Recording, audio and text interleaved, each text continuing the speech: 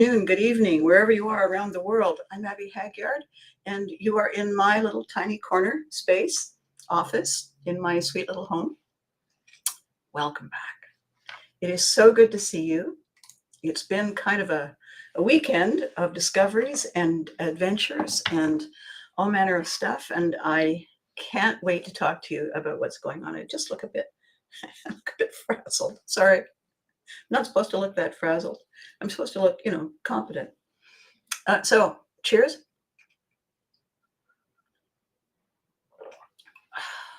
Now then, with the coming back from all of our days and weeks and months away, as people do the things that they do during the getaway months up in the northern part of the Western world, we often look at June happily and fondly and then kind of walk away from everything for July and August because we've deserved it and we've earned it. But then all of a sudden, toward the end of August, we think, oh, geez, and then we have to gear back up. And for a lot of us, at various points in our lives, in the middle of everything normal, something will go off, wrong, different, wrong turn at Albuquerque. And we are suddenly tap dancing frantically because it never really occurs to us going in that we might have to be ready to compensate for things. We kind of have our eyes on the prize, and we don't really think we need to do more than that. And as a result, a lot of the time, we get blindsided. And in the middle of getting blindsided, we also then feel terrible because from the very outset, we've said to everybody, come on, gang, my uncle's got a barn, let's put on a show. And we don't have contingencies because we're just too caught up in the magic and the wonder and the excitement of this. So a couple of things that the gods, the universe, the whatever it is, have gifted me with over my childhood years as a military child, moving and moving and moving and moving, is that it's always good to have a plan C. So we always have plan A, we have a fallback. Very seldom do we say, and in other circumstances, let's also have the capacity to do this. And if we don't do that, if we don't remind ourselves that everything is not written in stone, that things change, that people change, that circumstances change, then we can really be blindsided. And sometimes we can be blindsided at very important points in our lives. Now, I have been blindsided very many times at very important points in my life. And I even wrote a book about some of it, Change the Names to Protect the Guilty, and Me from Lawsuits. However, it didn't cure me.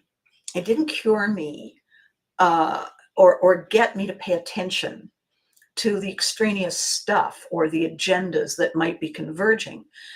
Because as a kid, I was always focused forward because I don't know how long it's going to take us to move. I don't know how long it's going to take us to unpack, and I don't know how long we're staying. So I didn't spend a lot of time looking at externals and wondering what that is over there and what have they got in mind. I don't got time, is what I used to think. What I discovered was, time is a good idea to invest. Why? Well, because sometimes the times slow us down. They can even shove us completely off track. And all that joy and that sweat equity and excitement and passion that we've invested, gone. So my conversation in the last few videos has been about paying attention.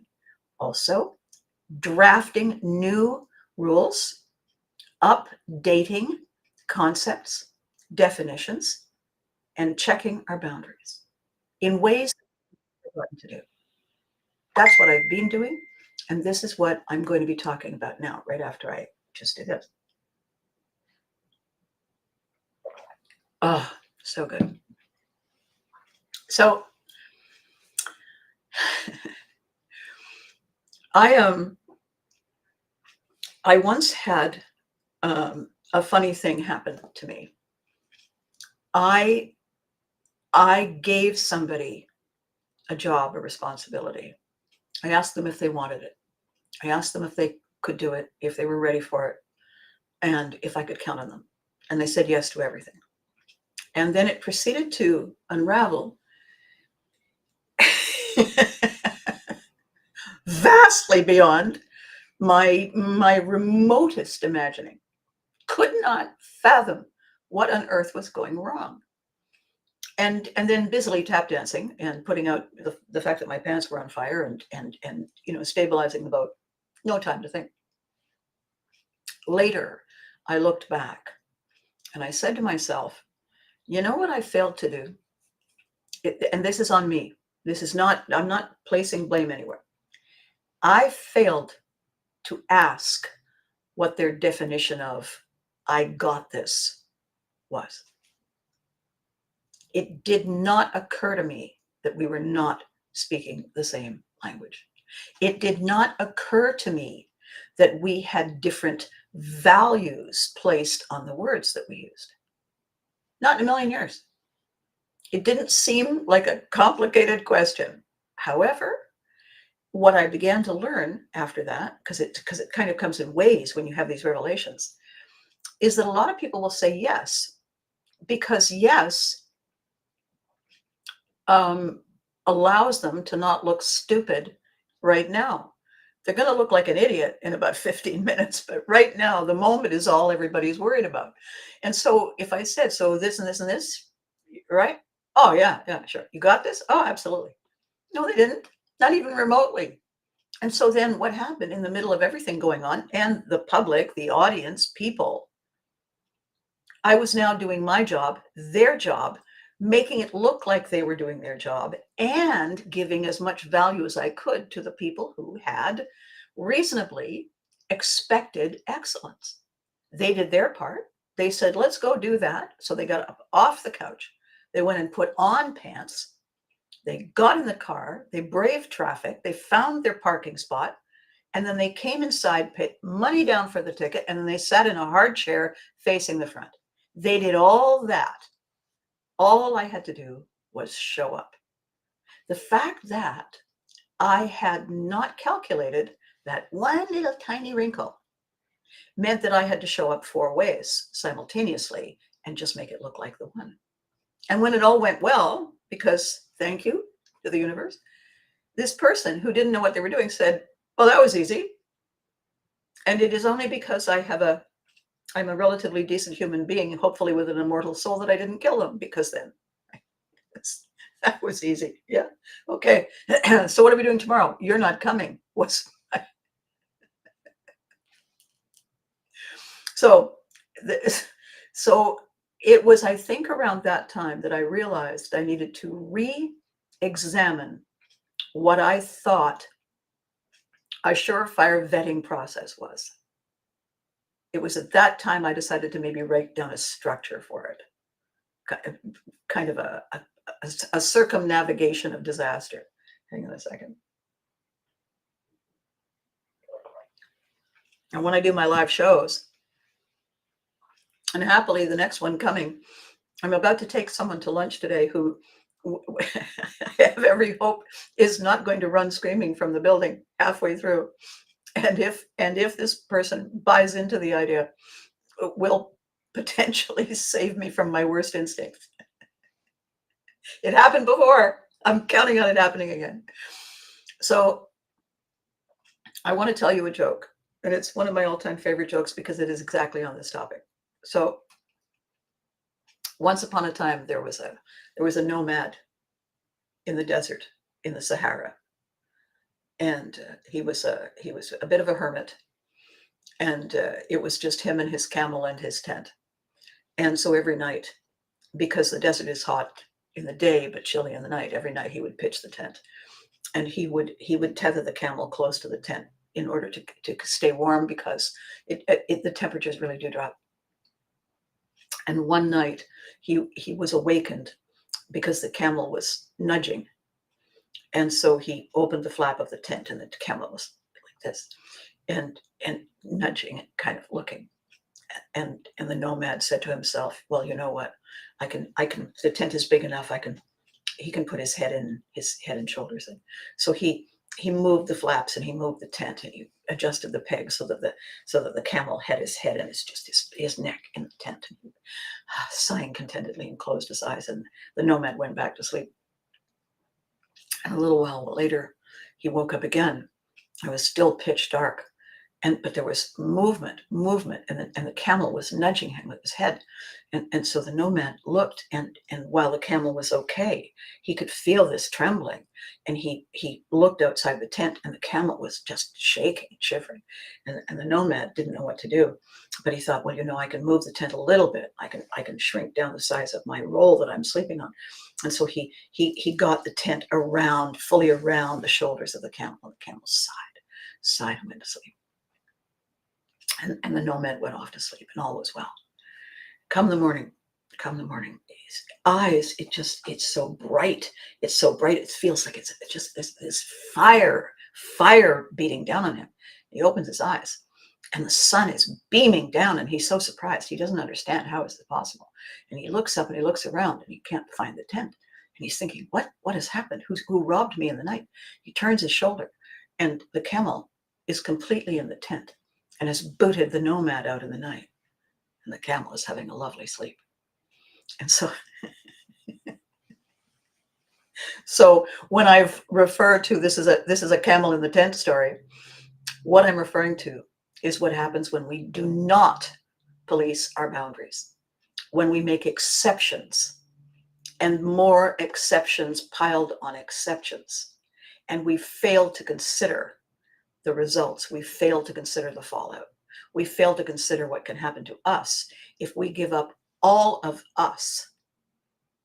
Then what's left? And in my teaser for the video today, the question was, why draw lines in the sand?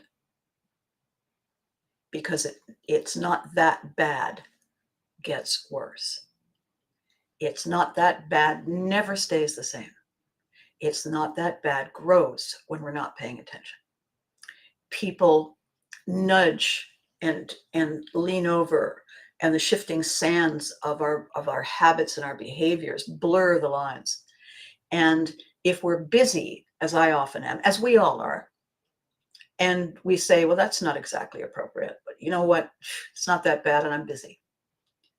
And it gets gradually, incrementally worse. It's not that, no, I'm not happy with it, but I don't have time. And it goes on and on and on. And then one day we look around and we realize that something has happened. Someone has taken that one extra step. The straw that broke that camel's back, that one extra small thing that in and of itself was not necessarily terrible, but it was the cascade of chaos. And suddenly we have a full-blown avalanche of overreach, overstep, and the loss of respect and consideration and compassion is so far in the rearview mirror. When you look at it, you can barely see it. Because by not telling people who we are and what we stand for and what our definitions of we got this are, no one has any idea. And it is human nature to take the shape of our containers. It is human nature to spread out. It was also camel nature with the nomad in the desert to spread out as much as that camel could, right? So now we are back at work, we're back at school, we're back at, how on earth did I gain 20 pounds? All I did was eat s'mores around the campfire every day. And we realize there's something we need to do because all of our cute fall and winter clothes don't fit the way they're supposed to. And by the way, yesterday I posted that I took out all of my winter boots, polished them and everything, cleaned them up. I tried them on all. I tried them all on. They're sensible. They're sensible, practical winter boots. I tried all of them on and they all fit. Damn it. So, so in this conversation, why am I suddenly on about boundaries? Did I get poached? Sure. I get trespassed on all the time. Why? Because I'm funny. And people think that there are no rules. Oh, there are rules. Just because this looks spontaneous, and by the way, it mostly is. There's a few things I set up, but basically it's like, because, I can kind of wing it, sort of, sometimes. And what I wanted to do with this sudden thread of Facebook stream not working, Abby? It should be. Is it not? How weird. Hang on a second. Oh, hang on. No, it says it's supposed to be on. Huh. Well, thank you. Facebook stream not working. Hang on a second. Let me check. On. It says it's on, but it doesn't, does it? Well, I don't know what I can do here. I'm not sure what I can do here. The Facebook stream is not. Restream. Okay. Let me try something, okay? Let me try something. Facebook. Facebook is on. It says it's on. It says it's on.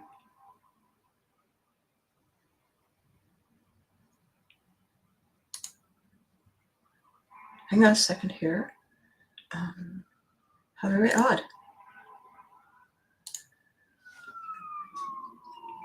Well, it should be working. I wonder why it's not. I will have to find out in a moment, I guess. Hang on, let me see. ABCAST Facebook says it's on. On. Update titles. Your channels. You do this. Off. On. Let's see if that works. Doesn't show up on your page. How interesting is that? I've just toggled it off and on. All right, then. Let's, I don't know what to do about that. It's right there. Okay, so I'm going to continue and I'm going to do this and see what else is possible. So it's also on YouTube. Okay, I will fix. Thank you so much for the update. So speaking of boundaries, thank you. What is important for us to talk about, to remember, to realize, to know, is that we are the only ones with the definition of what our boundary is. And the onus is on us, it's on our shoulders to post the rules so that other people know what is allowable, what is doable, what is acceptable, and then what the consequences are when they're broken. Makes sense, right? So what I wanted to say today, now I'm a little distracted. Thank you so much, though. Thank you so much.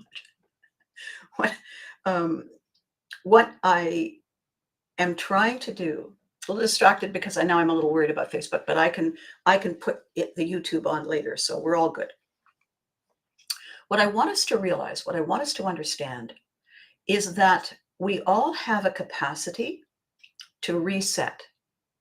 We reset every day. We go to bed, we say goodnight, we hug the pillow or a loved one. We wake up in the morning and it's a fresh reset. Today is supposed to be a big portal, right? It's the 9th of the 9th of the 9th year, so it's a 999. Every single day, though, every single encounter with people, every single time we decide to get up and face the front, put our shoes on, is a reset moment. It's a window, it's an opportunity, it's a door. And it is ours to own. It is ours to say, that's not okay. It is ours to say, it's not that bad until it is. Until it is, and then it's worse.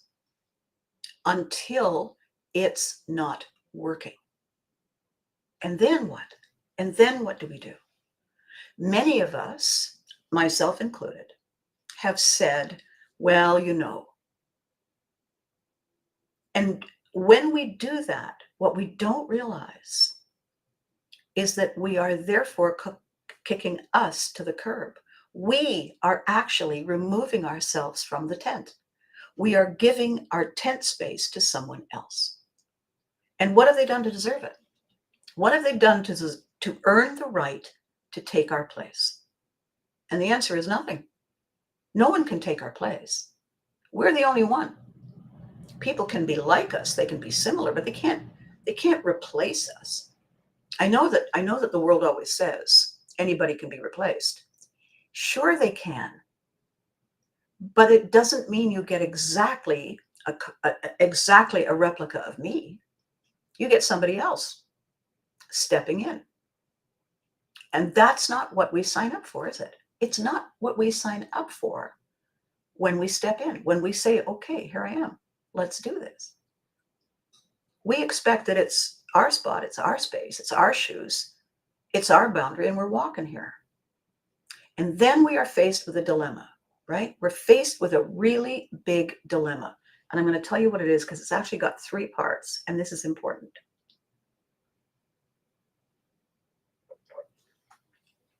The first part is that we said yes once. We said yes and we meant it because it was what we wanted. It was what we had looked forward to. And after we had said yes and things went well, we built a treasure trove of memories of every great moment, ups and downs and crazy reversals, but they all went into our memory box. And we hold on to them because we had said yes. And every time something crazy, wonderful happened, it was a pat on the back. The universe was basically saying, good choice. Well done. What fun. And all of a sudden, when we realize it no longer is, that we have outgrown it, that we have moved on, that we are now busy, and while we were maybe kicking back and allowing slack, now we don't have time for that. Now there's work to be done. And when we say, hopefully, okay, everybody, it's showtime, it's no longer party time, everybody grab their oar because we got places to go and people to see. Let's do this. And when someone says, I have a blister or I don't feel well, okay, we'll take a break and I'll have somebody sub in. Except that there's nobody to sub in, so it's me. And eventually when they feel better toward the end of the shift and they do step in, we have to catch up all the stuff that we weren't doing because we were being them. And that becomes a habit. It becomes a habit if we grew up as people pleasers because of whatever happened to us in our childhood. And I know if you're on social media and you look around and there's all these conversations about different categories of people and what happened to them and whether it's healed and it's trauma and it hasn't healed, or they're hurt, they're significantly injured, they can't understand how it's supposed to be because they had something happen that made no sense. And no one has dealt with it. Okay, then we all have to lean in and take care of that. Because until they can not spend all their time shouldering that burden, they can't participate with us. They can't be with us.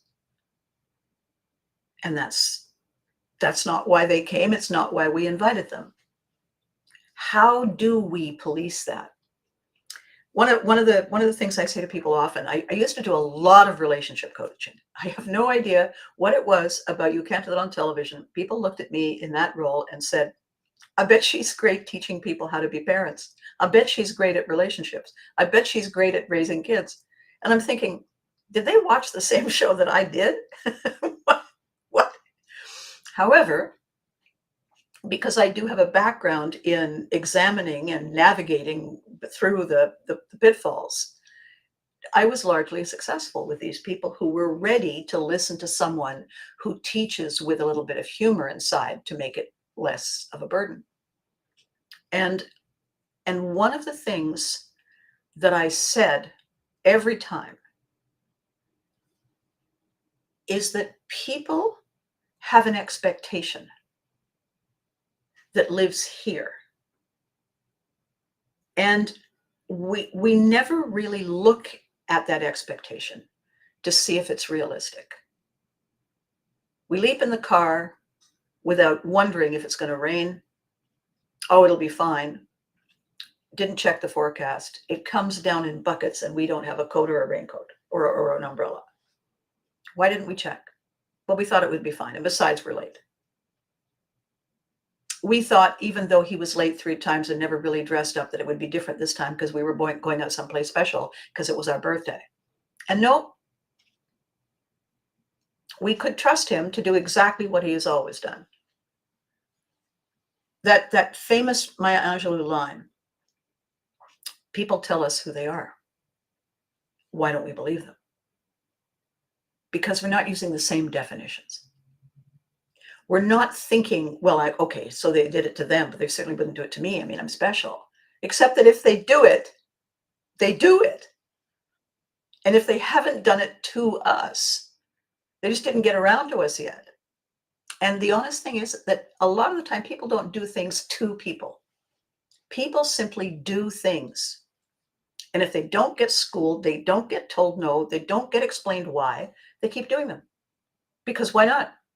Works for me. Unless somebody says, no, that's not okay.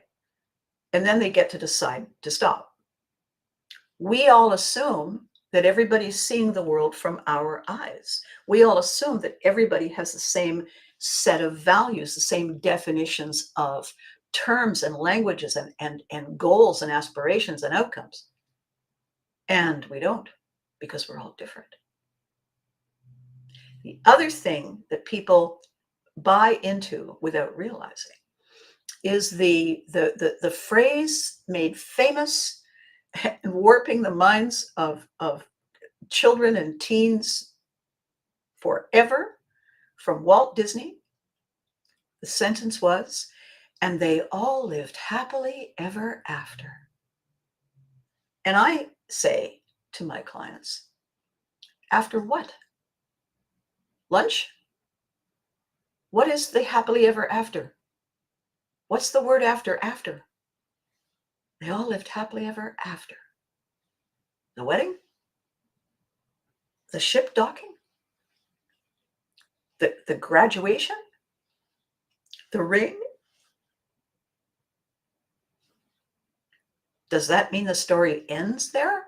There's a great cataclysm?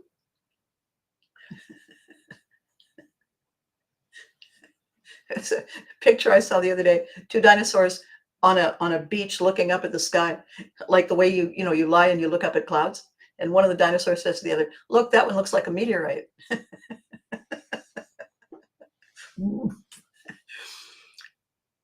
Not that we can walk through our lives always looking forward, always looking there, always looking back. But if you've ever been given driver training and any of the lessons stuck, there's a reason there's a mirror here, here, and here. There's a reason there's a window here, here, here, and here. And the reason for the mirrors and the windows is to check all the directions before you act. Why? Because if all we're doing is facing this way, which was my dilemma, my modus operandi, always looking this way, occasionally this and this, very seldom that. And sometimes you accidentally look in the mirror and What is that? If we don't pay attention, then we are more easily blindsided. And I don't mean hunted and haunted and furtive. I mean simply pay attention. Because we're not the only person. We're not the only starfish on the beach. If we're on the highway, we're certainly not the only little thing hurtling through space. They're all around us. We are a part of it. So in my conversation today, why draw lines? Because it's not that bad, gets worse. So the first line that we draw is under a statement we make to ourselves. You pick up a weapon of mass construction and a piece of parchment and you write down, what do I want? Simple question. And do it you're going to have these 5 questions. You're going to do them at the start of every day, every project, every objective. It doesn't take long once you get into the hang of it, okay? First question, what do I want? And oh, by the way, did I say draw a line down the page? Draw a line down the middle of the page. What do I want? Leave 2 spaces. Why do I want it? Leave 2 spaces. What will it change? What do I want? Why do I want it? What will it change? Next one, who will it serve?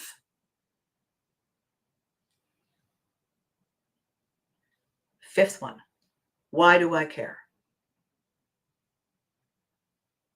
What do I want? Why do I want it?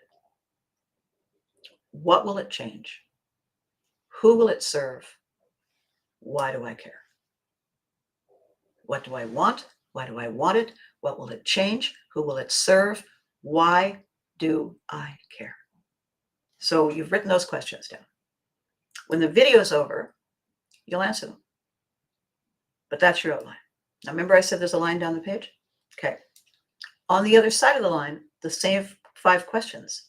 But instead of the pronoun I, it's they. What do they want? Why do they want it? What will it change? Who will it serve? Why do they care? Now, why are we going through this exercise? Why am I reminding you of this? I am reminding you because these are the tent pegs. There's 5 tent pegs and a matching 5 tent pegs. And these are the tent pegs for the nomad in the desert. These 5 questions are 5 dots, 5 dots. These 10 dots, when you connect the dots, that is the line in the sand. And the line down the middle, you're on the inside, they're on the outside. How can you be on the inside of a line? Oh, I forgot to tell you. Our line in the sand is shaped like a heart. Why?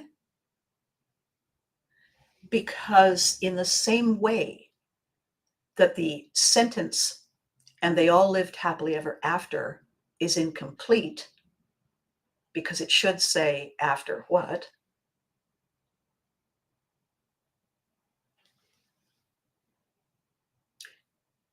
We can't complete our decision to love or distance ourselves in a finite way because life continues. People change, situations evolve. So the concept is, when we reach a moment where the camel has gone too far, where people have gone too far, where we have not stood up, where we have not stated our intentions, our purpose, and our priorities, we don't have to say, I banish thee, I divorce thee, because that hurts. It feels scary, and it also feels very sad. because we have great memories together. Life was good before it got bad. So the heart-shaped line in the sand is, I will love you from afar. Because loving you close has become toxic to me. And so we're going to do a distancing.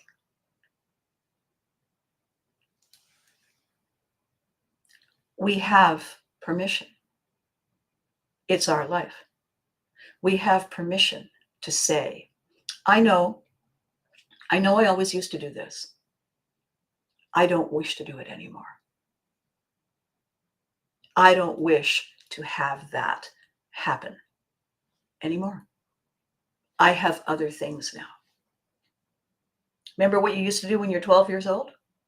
Do you do it now in the same way, or have other things in your life taken priority? The same is true with relationships that are no longer equally serving both sides. Priorities change, interests change, behaviors change, priorities change.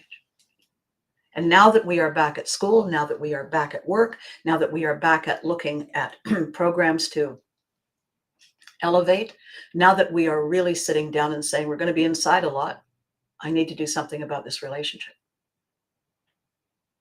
How am I going to do that? I don't know where to start. And that is what I've been working on for 7 incredible years.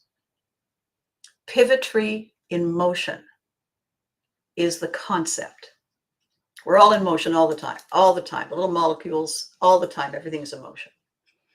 Before you can make that hard turn, before you can pivot, before you can say, oops, wrong way, you have to decide to do it. In your brain, you have to say, it no longer serves. It is that bad. It's not good enough. That's the Pivotry moment. And the moment you know it, you can't unknow it. Then it's just a question of when are you going to put up that heart-shaped line in the sand and say thank you. Thank you for all that was. I'm grateful. And I forgive you. Now you're not going to do it again. Because it's my life. And I have things to do and places to go. And things to see. With clarity and purpose. The training program to get us better, to get us back, to reset us, to recharge, to refocus, to reclaim, we call it the lion effect. And the lion effect is based on the fact that the lion runs the jungle. But only if the lionesses, if the lions make sure that the jackals know there are rules and there are boundaries. And it's up to the lion to state them and police them. And we are the lions. So, like Bruce Cockburn sings, if you're wondering where the lions are, pick up a mirror. You found them. So that's it for today. I'm going to, when I sign off today, I'm going to figure out what went wrong on Facebook. I'm going to go to YouTube and clamp it and put it over so that people can watch it. So I'll be back on Thursday. I really will be back on Thursday. And in the meantime, the rule is to be good to you because you deserve it. And be good to you first because you're the one driving the bus. And remember to hug your loved ones because they deserve it too. Okay? We got this. And the more we do it, the gooder we get. Okay? It's not the same without you. It is always only great with you. And never forget that. Thank you so much for watching.